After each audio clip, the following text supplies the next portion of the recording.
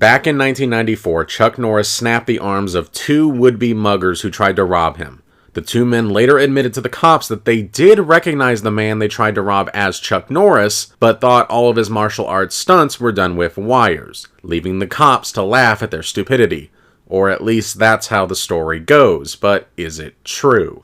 As humorous as this story is, based on my research, it doesn't seem likely. This is a tale that's been circulating on the internet for years, and I always accepted it as fact. However, when I actually tried to find a primary source to back it up, I couldn't find one. I've heard some people say it was recounted in Chuck Norris's 2004 autobiography, Against All Odds. However, I searched up and down this book and I couldn't find a single reference to it anywhere, not even vaguely. In fact, I found a quote from his 1996 book, The Secret Power Within, that would suggest that the story is not true. Inevitably, perhaps, I'm often asked what I'd do if a gang of muggers demanded my wallet. The question is based on faultless logic. The martial arts are methods of self-defense, and knowledge of martial arts is considered an essential element in the training of soldiers, law enforcement officials, and bodyguards worldwide.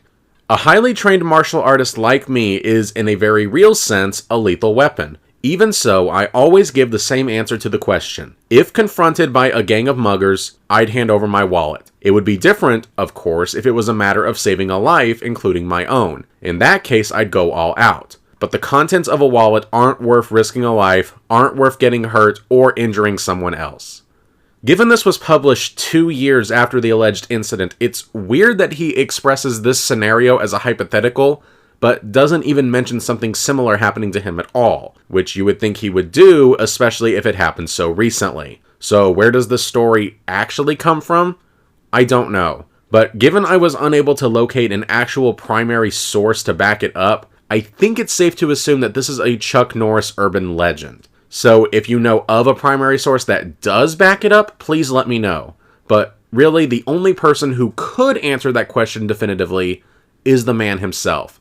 So, Mr. Norris, is this story true, or is it false?